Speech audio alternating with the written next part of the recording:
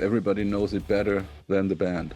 But why in the first place did you sign us? It's kind of hard to push Helloween around. Told Rob he was my teacher and was like, how come? Come on, what are you doing to me? Stand back for it. It's like, stand back. What? The quintessential Helloween song. And I was like, I can sing it. Wow. You don't? But the problem with Kai is that after 3 or 4 songs, he's destroyed. He kills himself. Hello, metal pilgrims, and a very special welcome to all the Helloween fans, because today we have nobody else but the legendary Andi Deris on the show. Andi, thank you so much for finding time and joining me. How are you, man? Thanks for having me. Yeah, I'm fine. I'm fine. After the little brief discussion we had about updates, I'm just happy to know that I got a partner in crime here.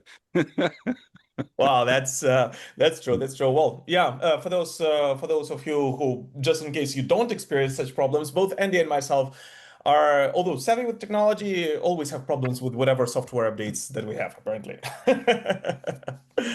Where are you at, by the way, man? I'm at home on the Canary Islands in Tenerife. Nice. That's all. Nice weather there, right? Much better than the. I'm really hoping it's that it will rain, because we need desperately, we need some rain. Okay. I mean, okay. You know, but yeah, I don't know. Let's wait and see. It's still nice and warm, but it's cloudy, so I hope it'll rain. Well, the mainland Europe is on and off with like heavy rains, and then it being super hot. Even here in Kiev, like it's constantly changing. One day it's super hot, the other is raining as hell. So yeah, it's a roller coaster, I know. Andi, obviously the biggest news in the world of Helloween these days is the release of your latest studio album, Giants and Monsters.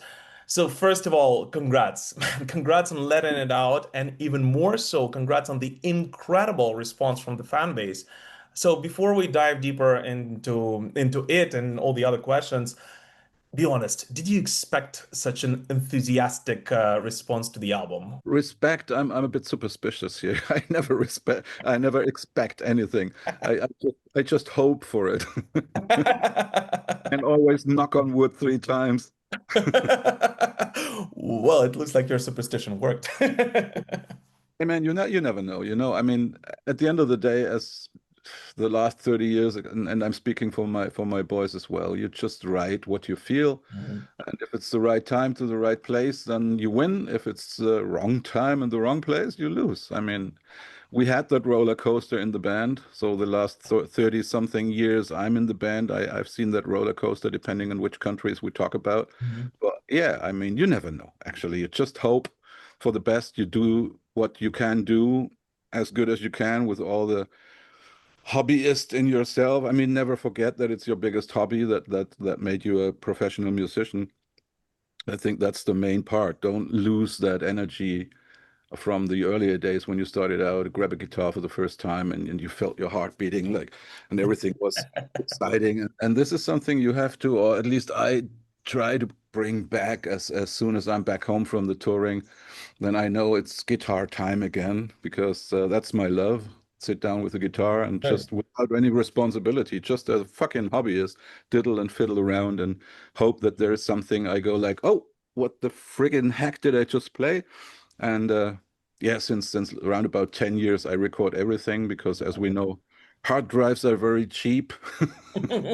Not like back in the days where you had to pay like a $2,500 for 1 gigabyte, So yeah, everything I do up there, I just hit the record button, and whenever I have that hiccup going like, oh, and then I just listen to it again. I said, oh, that's something I like. So I try to work on it and collect ideas. So that's my biggest hobby. So even today, I mean, how many years later? I don't want to count how many years later, because, well, I'll be honest with you. My first Helloween album was your first Helloween album, so I will kind of also reveal my age with this one. But yeah. After all of those years, you still feel like music is your biggest hobby. I mean, you don't feel like it's just job at this point, no? It's becoming a job from time to time. So when you are, for example, you're going out on tour, and the first 3 or 4 weeks are super exciting, and it seems like a great life you're leading. But after 4 weeks, and I think everybody in the band as well is like slowly getting a little bit tired. So you need a break, and that's always been like that. I remember back in the days, they whipped us on for another 2 months. So you were constantly on the road for 3 months, 5 or 4 shows in a row, nearly no day offs. So the life was horrible because you've been in great cities and you didn't see anything. I mean, so everybody's envying you because you travel the world, and at the end of the day, the only thing you see is the concert hall from the inside and the airports. So what a life to lead.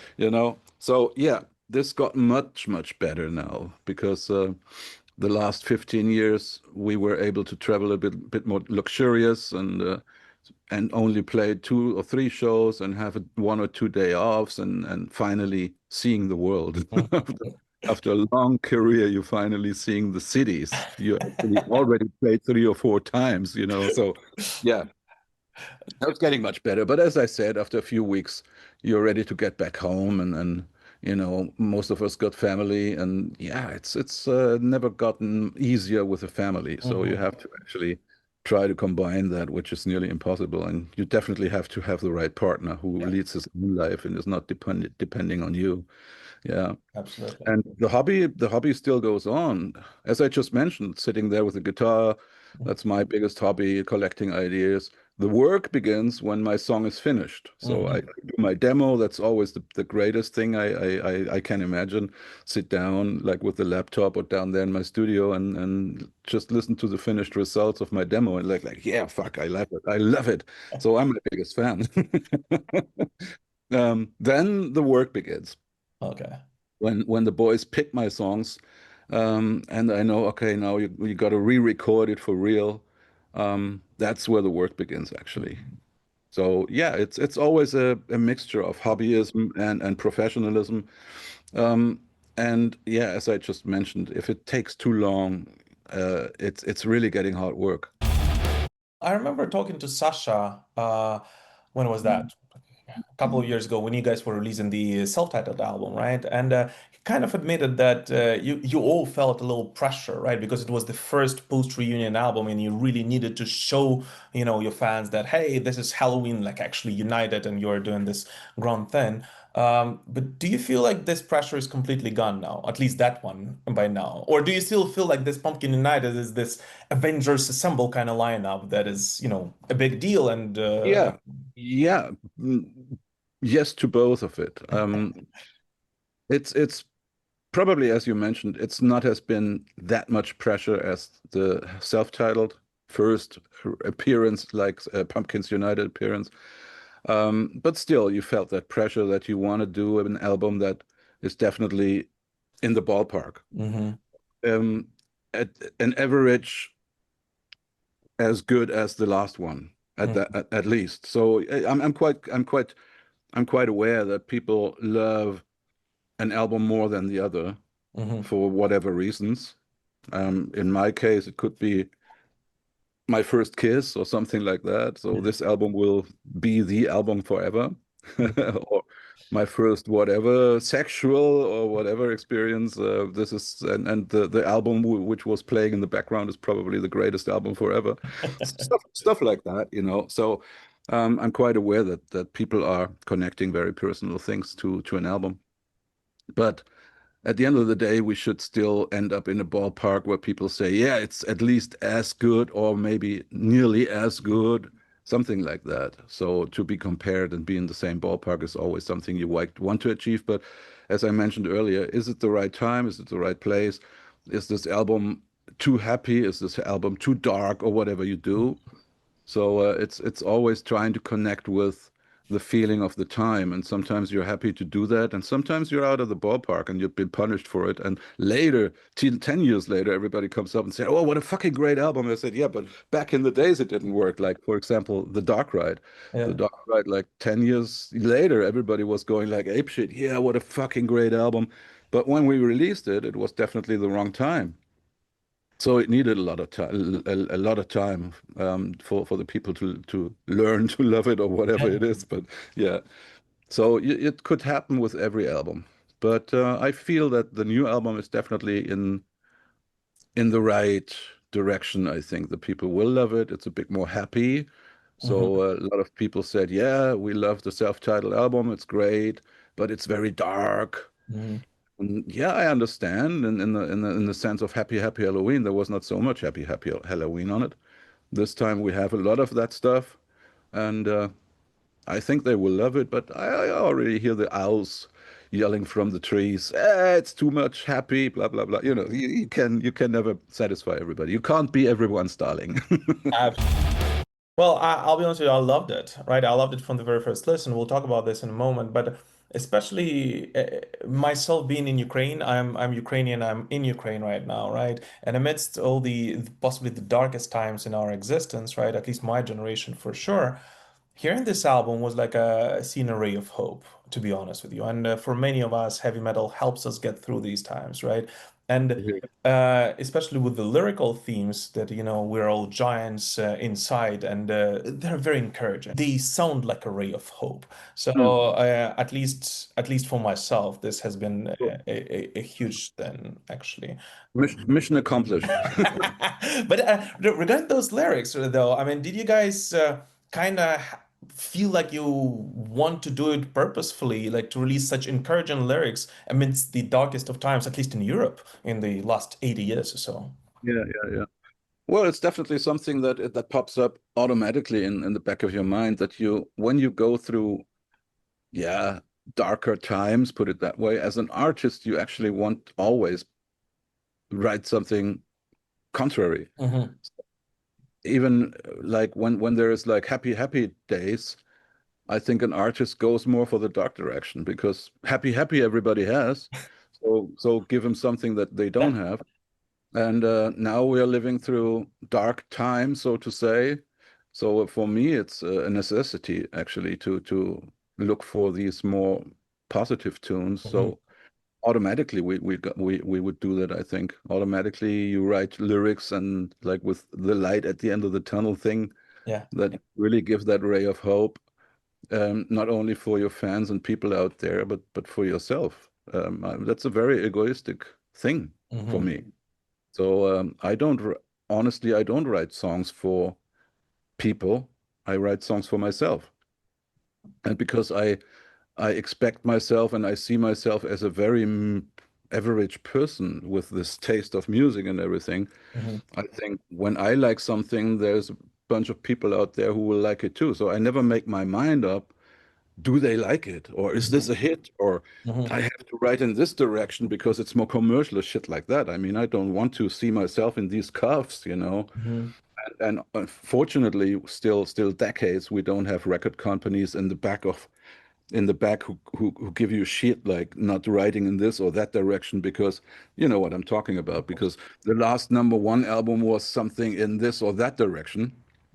So you as our assigned band, you have to go into that direction. I mean, I had that all, Yeah. but fortunately, that's long ago. So I'm happy to sit there with all the freedom of that I could have as an artist and write just the way I feel and just the way I think. So yeah, darker days, automatically I need to write about something bright. And now, on top of the whole record company, pushing new artists, especially, right? I mean, it's kind of hard to push Halloween around to tell them exactly what to write because of the status of the band and so on and so forth. And when you're a newer band, obviously, you have to listen to your label. Still, it doesn't, I mean, it hasn't really changed for many of those, right? But now, on top of that, you also have streaming platform algorithms that force you to write a catchy song, boxy, 4 minutes, the chorus in the first 35 seconds or whatever it is, which limits Yeah. so much creativity of younger bands. And possibly that's why also, although we have an influx, I believe in new music also. I believe that there are a lot of good new artists, but some of them are never flying because they're forced to stay in that little box that they're put That's what we all witnessed back in the days because everybody knows it better than the band. Uh, in. like, but why in the first place did you sign us? Then it's like,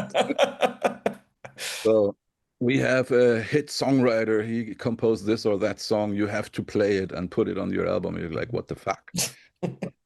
So yeah, I mean that's the American way, and the Europeans try to copy it. At the end of the day, sometimes it worked, but Mhm.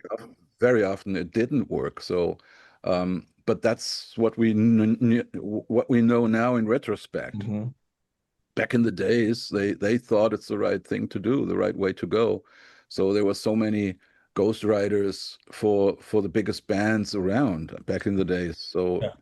and the band itself was allowed to hopefully write their own 50 or 60% of the album, but there was like these 3 or 4 teaser songs which had to be from ghostwriters which already had hits and blah blah blah. Mhm. And yeah, that's basically, maybe that works for Americans because they are a little bit different raised than Europeans.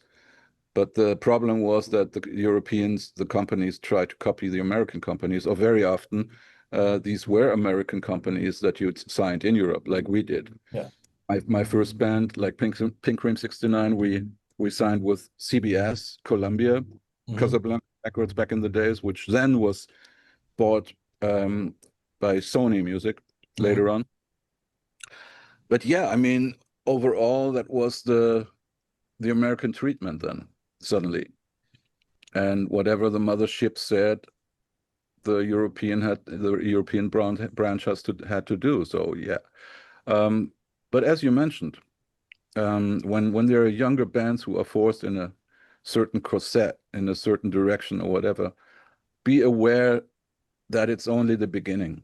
Mhm. So our grand plan was always, okay, if we cannot change the opinion of our record company, we play along until it hurts, then you cry and shout and but you play along as long as it works more or less for your band. But then always bear in mind that the second album, when there's some success going on, the second album should be in your direction, a little bit more in your favor. Um, that's something worth fighting for at the end of the day, to find your own corporate identity, so to say, and not being pushed by some people in a certain direction. But it always takes time. It takes a lot of stubbornness. It takes a lot of belief and knowledge that the industry is like that. It works like that. There are always people who think they know it better than you, even though it's very unlogical, but they are your bosses, and Mhm. you have to accept that. And if you want to go on and you want to succeed for a certain while, you have to play along and then break out, hopefully. But you Yeah. need a start, and nowadays it's harder than ever because there's little money left because this cake that we share is not bigger, Yeah. but there are more participants who want to eat off it, and much more vultures than back in the days. And believe me, already back in the days when I signed my first record contract in the 1990, there were lots of vultures around, and everybody wanted to eat you from your little piece of cake. Yeah. So it's very hard now, but it used to be hard back in the days as well. But at least we did not have so much competition because through the internet, there's like millions of people, even now being added AI competition shit, and it's horrible. I don't want to start out nowadays. I mean, it's just, it's ugly. It's ugly. Absolutely. And th that's the problem, that music more and more becomes a cookie cutter, k kind of piece of just whatever consumption, right? I mean, and if bands would have always listened to their labels or whoever superiors, we would never have had what Paranoid. We would never have had most likely Stained Class by Judas Priest. And no, the albums that really broke the rules by Yeah, all means, and then after that, sparked a new generation of bands and so on and so forth. Yeah. absolutely. Absolutely. As soon as you bring change, you're being looked at somebody who will not have success. Exactly. Is in itself a catch-22 because without change, there's no evolution. Mhm. And when there's no evolution, then at the end of the day, that's the end of the story for the whole genre. So yeah, I mean, it looks like we're going into a land of repetition. So it's like that uh, every day. Well, there's a movie with Hedgehog. Yeah, yeah, yeah. The head of the That reminds, it's not only music. I mean, also movies and all that shit, or book like authors. Meanwhile, you just give a subject to ChatGPT and he writes the whole book about it, and you sell it as your own. It's like, wow, that's Actually, it's fraud. You know, people buy a book by an author who claims to have written a book which was never written by himself. Yeah, It was just written by the AI, and the AI, as we all know, is just a collection of all the data that we feed. So at the end of the day, it's a copy of the copy of the copy and a collection of thousands of copies. yeah, So for music, the same. When you tell AI to write a rock song, he comes up with a mediocre rock song, which is actually written, or actually like a puzzle piece. There's 1,000 puzzle pieces put into that picture, and all these 1,000 puzzle pieces AI used are already recorded stuff on the internet. exactly. So So nothing it's, new ever. no, and it's copyright infringement all over the place. So people still think, or yeah, still, I would say, I think that will change. People still think that AI is some magic brain who's coming up with its own ideas. That's not true. AI is only a collection of data that's being fed to the AI, and this data has always been there. And so there's no new ideas. It's just new arrangements. 100% agree. And I actually believe that it is stealing in some It is. capacity. It is definitely stealing. Everything is just taken from the internet, from the so-called knowledge Yeah. which is put into the internet. So in itself, it explains a very wrong way because you could actually steer opinions by that because you could actually tell AI what to say and what not to say. Hmm. So for me, it's a very dangerous thing to use AI without any regulations. We don't have any regulations. At all. So it's just like letting a beast into the world and you don't know if it'll be a killer or if it'll be a puppy. Hmm. So, because I mean, as always, people are just too money greedy and don't think twice. Actually, when it's too late, you wake up and you go like, "Oh, what the fuck? What did we do just because of greed, greed, greed?" You know. Without regulations, I think this beast is very dangerous. I think And people need to when I think. talk about regulations, I talk mainly about human rights Hmm. and freedom of speech, copyrights, all that stuff, which there's no regulation. You can actually do whatever you want. Yeah, So if I Google ChatGPT, for example, and if I want you to become the next president of the world, I can promote the shit out of you. And exactly. everybody who asks something in the direction of politics, your name will pop up and you will be the messiah, you know, Exactly.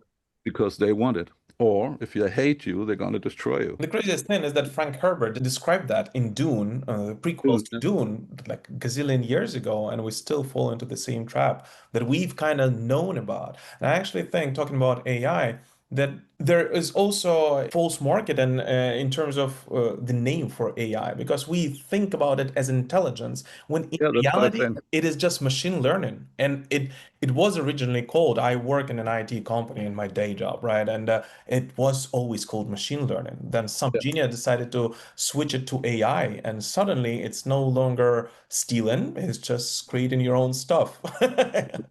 Suddenly, it's one of the biggest business around, and you can steal with the sanction of not knowing. Exactly. Or pretend that you don't know. Pretend you don't know. Yeah, that's what I'm actually wanted to express when I said it's just a data collection, Hmm. and AI is nothing but as you mentioned a machine who is actually putting a million of puzzle pieces together to a picture, which is maybe controlled or not controlled. So Yeah. here we go again. And who controls the controller and so on and what so forth. So yeah, a never-ending story. But I'm again super disappointed that you have a new technology out there where there is no rules, no boundaries, nothing that we could agree on, and it's just the wild, wild west again. But the good thing is that we at least can hope that rockers and metal fans, they long for authenticity, and that's why they value real music, such as Halloween, such as Iron Maidens, Judas Priests, or whatever it is, right? The people who actually write music with their heart and soul, which is imperfect, and what is the most important thing, right? It's not cookie Yeah. cutter Hey, in any and way. who are capable of presenting it on stage. Yeah, Uh, this is the most important thing. That's the most. thing. I mean, when I look into the history, there was back in the days you were not even allowed to play a keyboard from behind, like Yeah. from a tape or something like that. I mean, fortunately for us, this is possible nowadays because otherwise we would have to be uh, paying an orchestra. So, and the ticket prices would skyrocket because the orchestra is that expensive, blah blah blah. So, but to a certain extent, I say, okay, that's cool because you have the main band on stage, and Hmm. even without keyboards, most of the metal bands would still do their job, and still the music would be Yeah. recognizable. So for rock, most of the time, keyboards are more like a sound enhancement, and Mhm. that's what I see it, how I see it.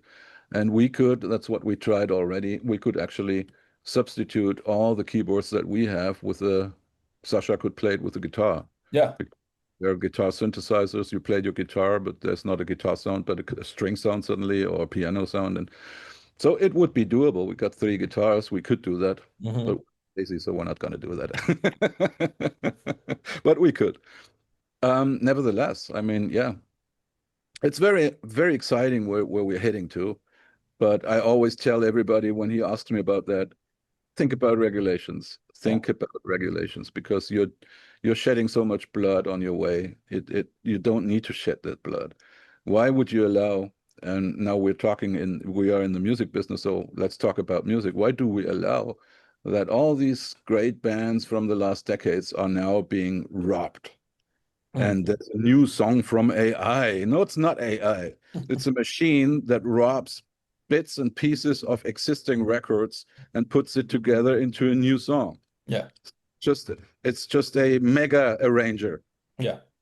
And what you're listening to is a puzzle which is already made from thousands of music pieces which are already recorded, and lots of people sweat for it, and nobody receives a dime. So it's just the guys who are behind the keyboard, so to say, and do the programming work. Absolutely. Absolutely. Until we finally have a real artificial intelligence, I first need to see the quantum computers work. Yeah.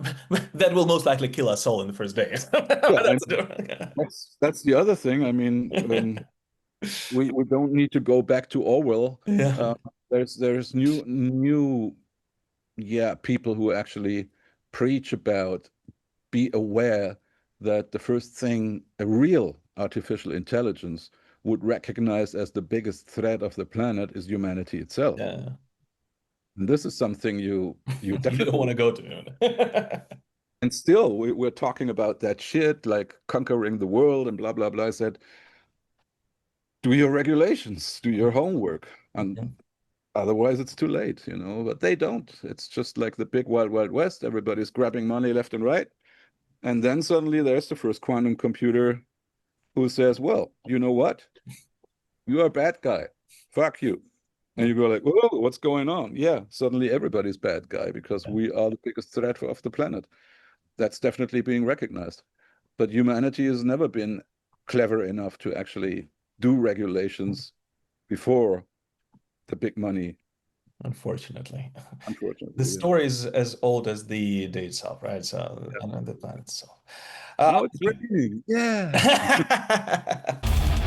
Going back to live performances and especially orchestral arrangements and stuff like that. I mean, you contributed to nearly half of the songs on this album, right? I love them all, but there's one in particular that I actually believe might be the best power metal opener in the last couple of decades. At least to me, Giants on the Run is a quintessential Helloween song, right? A Helloween song, a power metal song. It has everything. It has the early power metal aggression from that late 80s, early 90s kind of stuff. It has grand orchestral arrangements, which I assume you guys will be, bringing onto stage with the help of technology and stuff like that. It has everything. So how was working on it? And did you guys actually want to have a song that actually is fitting for all the different generations of Halloween fans? I mean, do you feel like it is one of those or not? I hope it is because that's the plan behind it. So I had these parts sitting on my idea Mhm. what's the right word? Recorder. And when you listen through it, you go like, okay, what could fit together? That's another puzzle piece, but that's my own pieces. Mhm.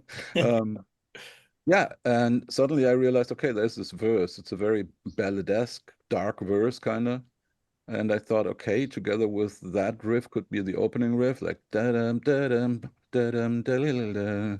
Well, like, yeah, okay, that could fit when I come from that and run into that low part. Wow, okay, I got two genres already connected, like that dark balladish and that classical power metal riff. And then I found this idea, which was that na na na na na na na. It's like, okay, but I cannot do that in halftime. How does it sound in double? And then I double bassed it, and suddenly I was like, okay, well, fuck, that sounds great. Yeah. So that's how it works. And you suddenly realize, okay, I got different brands, and we're allowed. And fortunately, we're allowed to do all this shit, you know. So Yeah. and that's what makes it so great for me personally, and I rather see it as my hobby because I'm allowed to do that and sometimes even forced to do that. So yeah, I'm happy to do. So if you end up with these ideas who suddenly fly into each other and you go like, oh, it works. Yeah. Okay, it works. Never had that before. For me, it was a new land to discover that kind of composing Giants on the Run because there's so many different things, different genres actually connecting. Yeah. That some people even say it's a little prog rock or something like that. I said, yeah, the bridge is definitely prog rock. Yeah. I totally. Absolutely. Yeah. But if it works, if it fits together and it sounds like one big piece, I'm happy. And then Kai came and had this wonderful idea for the middle parts. And I said, look now, let's talk from the perspective of the giants themselves in the Hmm. middle part, and let's get a bit more rude and brutal. Hmm. And I it was another addition of styles. Hmm.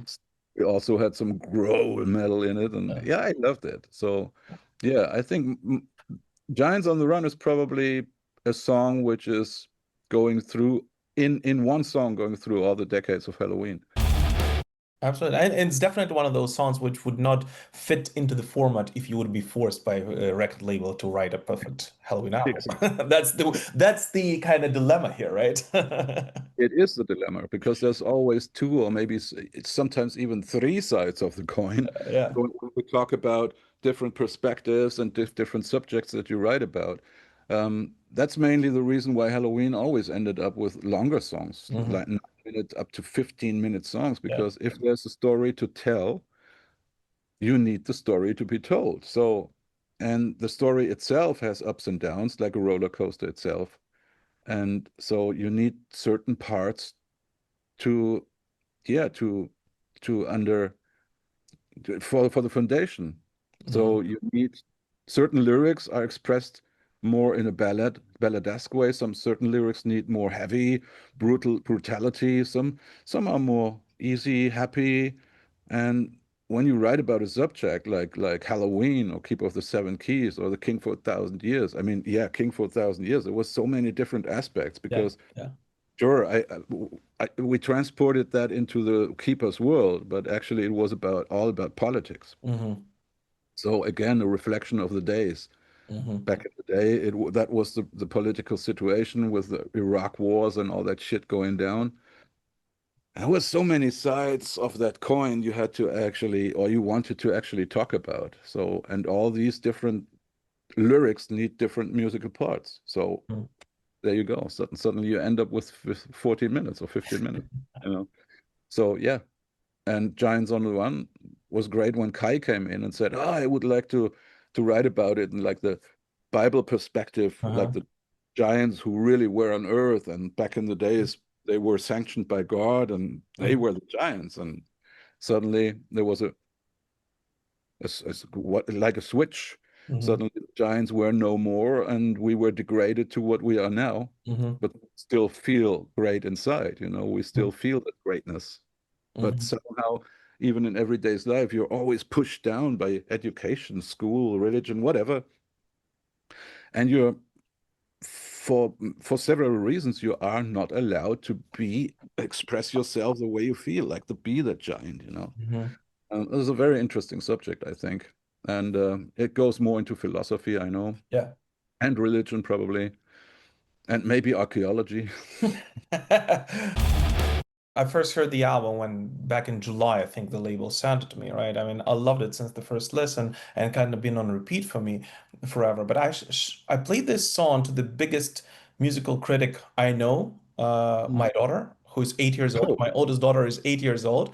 And you know, when you show something to a kid, you know, that's where you get like the true perspective. I always believe that, right? mm. And she loved it. She made me put it on repeat for a gazillion times. It's our go-to drive-in song when the rest of the family is not around, right? Because because you want to speed to it at some point. Nah, but that's the thing. I mean, you write a complex song, which is, you know, usually suitable for adults. Let's call it like this, right? But then if you can catch the attention of an 8-year-old girl with that complexity, with that Mm. however minute long it is, and the the different bridges, the different variations that it has. If you can catch the attention of a child with it, I believe that's when you actually succeeded. So Yeah, yeah, yeah, I can see that, but I'm just happy we got the fourth generation now then. Yeah. that's true. Yeah. Well, hopefully we'll get you guys live. She was like, okay, Daddy, when is the war over? When can we go see see these guys? Soon, hopefully, very soon, hopefully.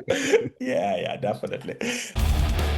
How is the overall the relationship dynamics, and especially between the have three vocalists in the band. It's the second album where you don't have to prove anything to anyone with the new Pumpkin United lineup.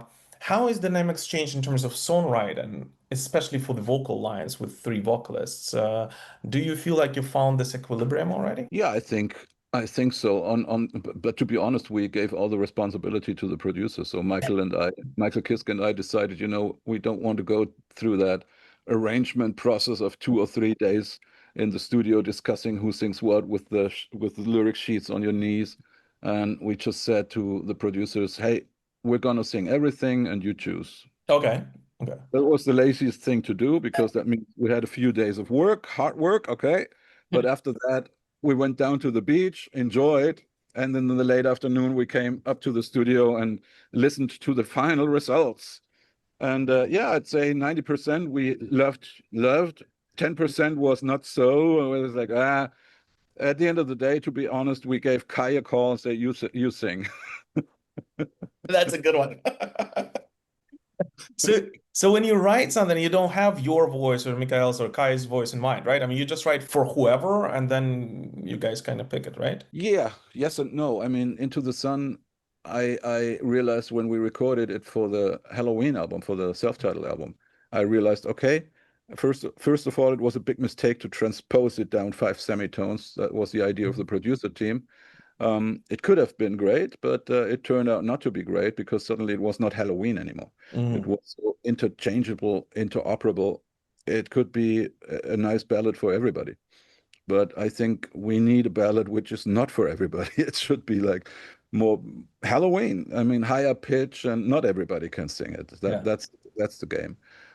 So we re-recorded it Uh-huh. this time, and Michael was singing with me, and I said, "Hey, you sound fantastic on the refrain, so let's do it together."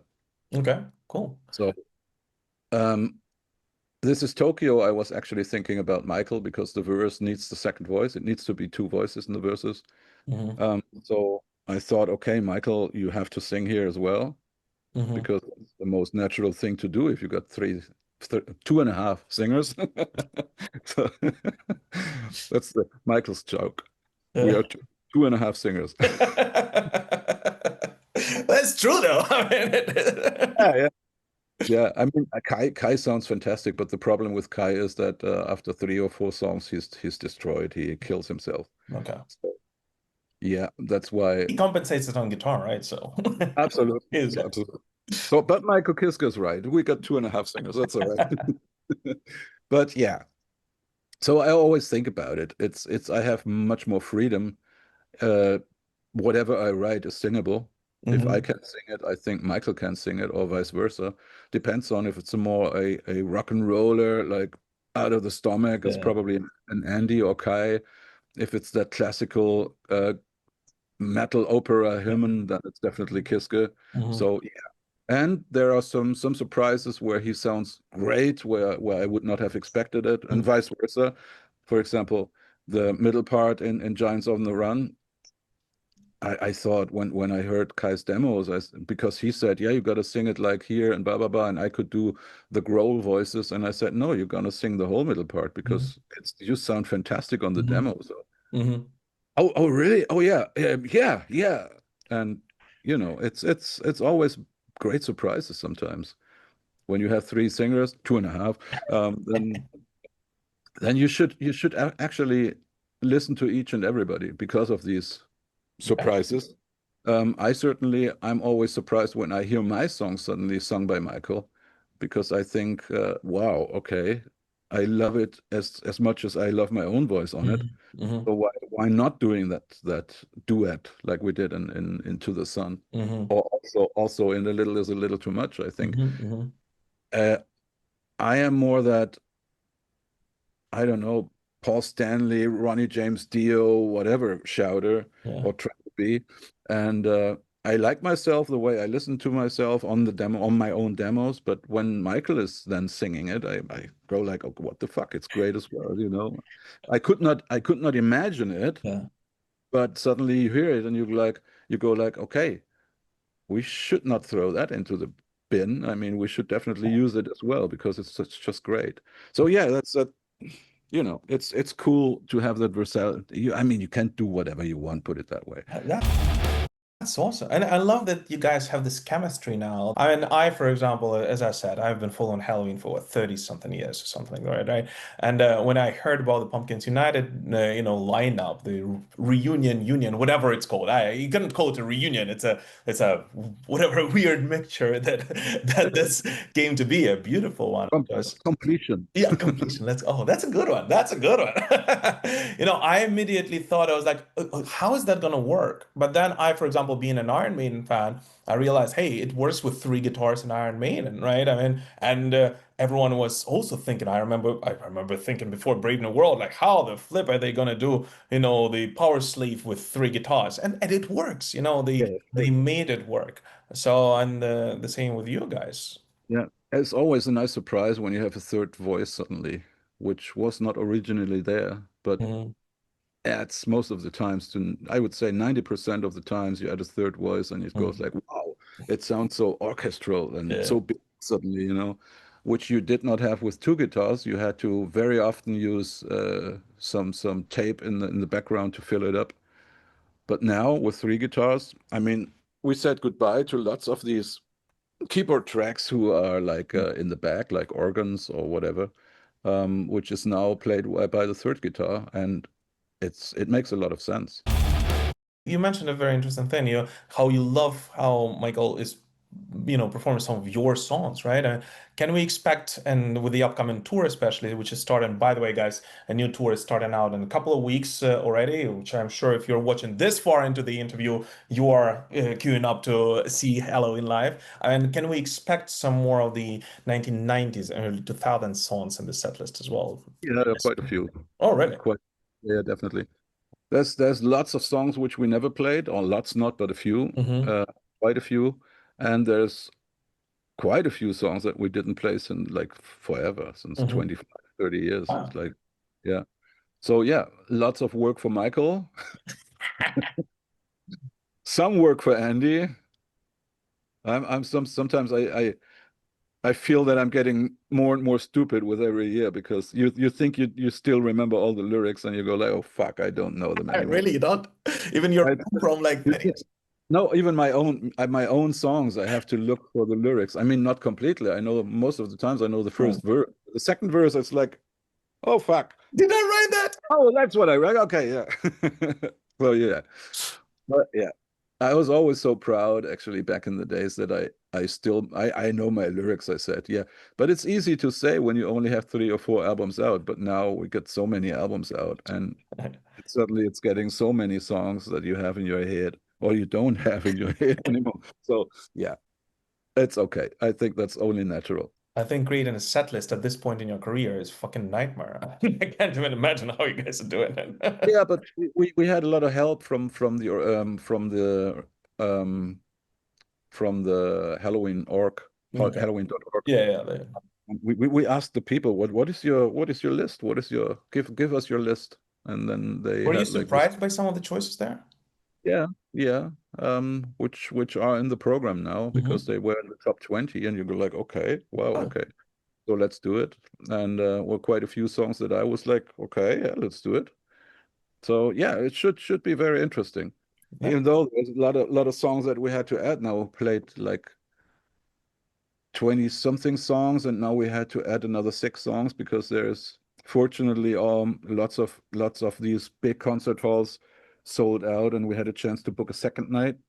It's awesome. The second night you have to definitely change a little bit the set Okay, so list. you're actually going to change up things, like doing kind of Metallica M72 almost kind of thing that playing. Yeah, you have to actually. We want to change at least 5 or 6 songs of the set list that the That's a people who lot. buy it.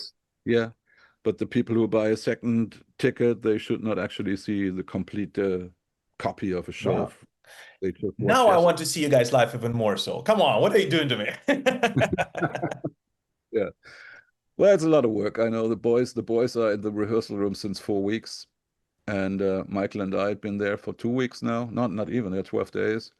Was okay for us. Now we have to arrange a little bit here and a little bit there, and on Saturday I go into the final leg of the rehearsals. That's Two awesome. 2 weeks shouting the shit out of, getting the vocal cords hard, and then we start off in Luxembourg. Andy, I mean, honestly, talking about heavy metal is my biggest passion, as you can say. I can do this for hours. I would love Yeah. to do this for hours with you, man. But you have to let me go now because Andy has to piss. Exactly, exactly. So to close this episode, before we go into the final word from Andi Deris, just one fun thing. Do you still remember that one album that made you first a metalhead and then want you become a metal musician? Yeah. There are 2 albums to be mentioned. The first album was The Sweet, Mm-hmm. Level-Headed. That brought me into loving guitar. Mm-hmm. That song, Love is Like Oxygen. I thought, and I thought, wow, that sounds great. And I learned, that's a distorted guitar. Mm-hmm. Now I had an accordion, which is not really the instrument you could distort. You could So try. yeah. So at the age of 13, I secretly took my super heavy accordion, which was probably as heavy as I was, secretly went into the city, which was a long ride with the bus. It was like very adventurous for me back in the days because it's a 25 minutes bus ride into the city, and secretly changed my accordion to an electric guitar. Back in the days, it was like a Gibson SG Hmm. red, like typical Angus Young guitar, as I later learned. And I finally was able to play some distorted stuff. As you can imagine, my mom was nearly She would love freaking out. My dad was only, I remember him leaning at the doors with a big smile on his face because he himself had that dream of becoming a that. musician. He was playing saxophone and clarinet and all that stuff. So, but yeah, life was hard back in the day. So they had both a job, yeah, every day's job, 9 to 5, not even, probably more or less 9 to 10. Yeah. But yeah, yeah, so that's how it started. That I finally had an electric guitar and playing. I think I learned mainly with Kiss because Mhm. Kiss was easy to follow. The guitars left and right. It was pretty clear. You could Yeah. I still know on analyze Kiss Live, here, especially, right? I like I live. Yeah. and it was not too heavy. It was like easy playing, and yeah.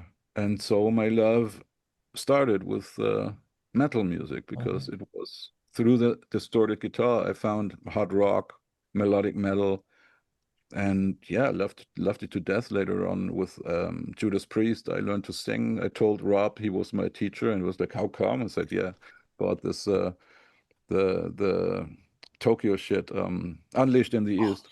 It's amazing. And Yeah. I was always trying to sing that "Stand back for," huh? And I could never. It was like, "Stop! What? How the fuck does he do that?" Until I finally discovered the technique, and there I was, and I was like, "I can sing it! Wow!" Yeah. And that's when I started to write my own songs. I realized that's something I love to do. And having all this musical theory in my head, thanks to the accordion, sounds stupid, but I had all the theory. I It's could read notes, I could do everything what I wanted. So playing guitar was for me, it was more a science journey. Mhm. Like, okay, this, where's the big? Oh, there's the big, there's small turrets. Oh, okay, that's how it works. So I more or less taught myself Yeah. playing guitar. So it was very interesting, and that's became my biggest hobby Wow. ever since. Yeah. That's awesome. And now, however many years later, you are inspiring a new generation of musicians, and hopefully there will be new ones who are, who are allowed to do whatever they want and Yeah, experiment and bring new yeah. stuff into the world of music. Knock on wood again. Here we go. Absolutely. Well, Andy, thank you so much for joining me. This was Andi Deris of Helloween, and their new studio album, Giants and Monsters, is already out, and their new tour, 40 years anniversary tour, together with Beast in Black, I believe, right? Yes, indeed. Yeah. Fucking amazing lineup. Yeah. Starts on October 17th, so definitely catch them on the road. Andy, thank you so much for finding time and joining me. Keep rocking, man. My pleasure. Thank you.